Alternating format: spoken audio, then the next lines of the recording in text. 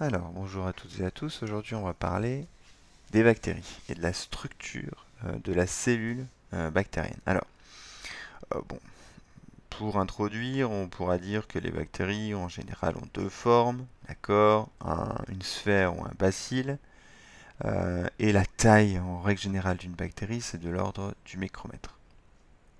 Alors, à l'intérieur de la bactérie, on a le matériel génétique qui est contenu dans le nucléoïde. Constitué de quoi? D'un chromosome, en général un ADN circulaire double brin, et d'un ou plusieurs plasmides. Là aussi, c'est de l'ADN circulaire double brin, mais beaucoup plus petit. Alors, le cytoplasme est délimité par une membrane, hein, la membrane plasmique. Cette membrane plasmique est constituée d'une double couche phospholipidique. Donc voilà, je la dessine ici avec les petits ronds. Ce sont les têtes hydrophiles et les traits, les queues hydrophobes. Donc cette structure a une certaine fluidité. Euh, Fluidité en fait guidée par la constitution, enfin les différents types d'acides gras qui constituent les chaînes euh, des phospholipides. Alors il y a aussi d'autres types de lipides que j'ai dessiné ici, que je dessine ici en rouge. Ce sont les opanoïdes.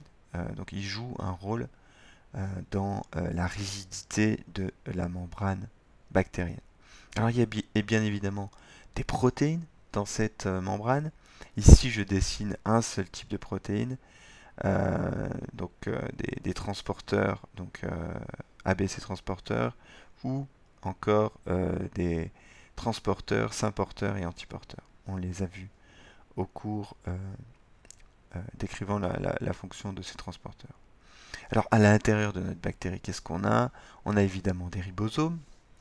Il faut que la bactérie puisse produire des protéines.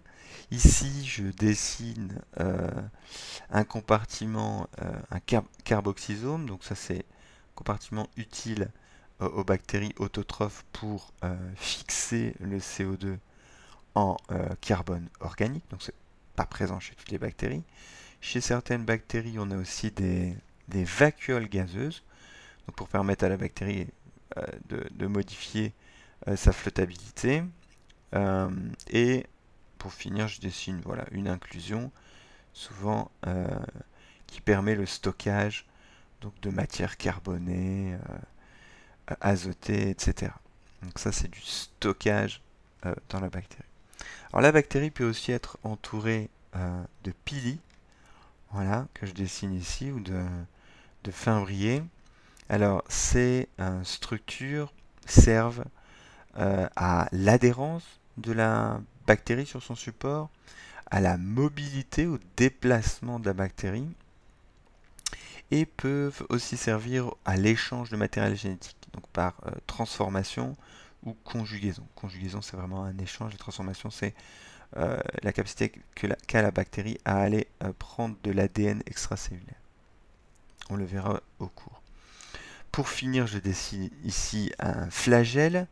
Donc c'est un appendice extracellulaire qui permet à la bactérie évidemment de se déplacer dans son milieu. Le flagelle est rigide euh, et il est entraîné, sa rotation est entraînée par la force protomotrice mise en place par la bactérie. On le verra au cours comment est mis en place ce gradient de protons. Alors tout autour de la membrane plasmique, on retrouve la paroi de la bactérie, que je dessine ici en orange.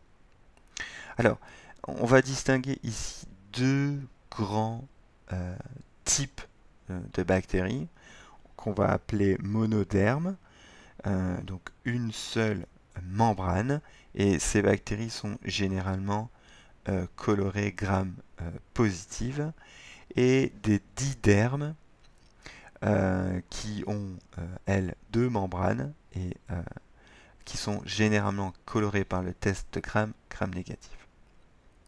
Alors, Ok, on va commencer par la structure des grammes positifs. Donc je dessine en bas là la membrane plasmique, d'accord, avec sa double couche de phospholipides. Voilà. Et je vais maintenant simplement copier. Voilà. Hop. Je copie la membrane à côté parce que les didermes ont évidemment aussi une membrane plasmique.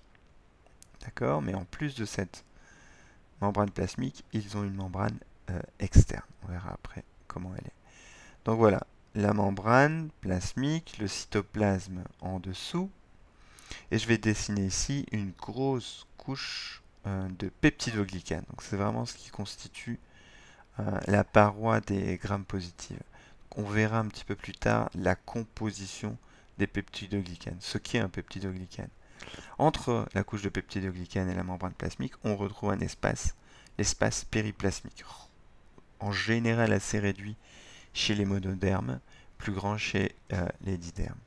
Alors à l'intérieur de cette matrice de peptidoglycanes, on retrouve de l'acide théicoïque et de l'acide lipothéicoïque qui vient ancrer en fait la couche de peptidoglycane dans la membrane plasmique. Donc la couche de peptidoglycane est relativement rigide et donne la forme à la bactérie. Alors, passons maintenant aux didermes. Donc les didermes, deux membranes, deux couches, et une couche de peptidoglycane entre les deux, beaucoup plus petite, beaucoup plus fine.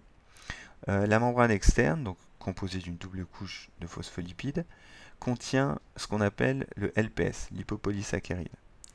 On verra que le LPS est immunogénique et on verra sa structure dans le cours.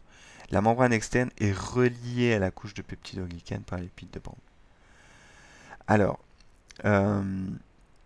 donc voilà.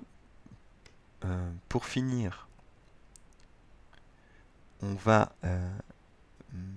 détailler la composition, la structure chimique des peptidoglycanes. Alors, les peptidoglycanes, ces molécules ne se retrouvent que chez les bactéries. Alors, le peptidoglycane, comme son nom l'indique, c'est des peptides et un polymère de sucre. Donc, je montre ici les deux unités NAM et NAG qui sont répétées de très nombreuses fois. Et relié au N-acétylmuramique, on a 4 acides aminés. Et ces acides aminés vont permettre le lien par transpeptidation à un autre polymère de N-acétylmuramique, N-acétylglycosamine. D'accord? Et alors cette transpeptidation, pour relier les deux polymères, est inhibée par des antibiotiques, la pénicilline et les céphalosporines. Et c'est ça qui permet l'action antibiotique en empêchant la formation de la paroi de la bactérie. Alors, à l'extérieur de la paroi, on retrouve encore chez certaines bactéries d'autres structures, comme une couche de mucus qui vient protéger la bactérie, ou une capsule. Donc là, la composition de ces couches permet l'adhérence aussi à de la bactérie. Et pour finir, une couche S, donc là c'est une couche de protéines qui protège la bactérie. Voilà, donc là on a une idée, un premier résumé de la structure d'une bactérie.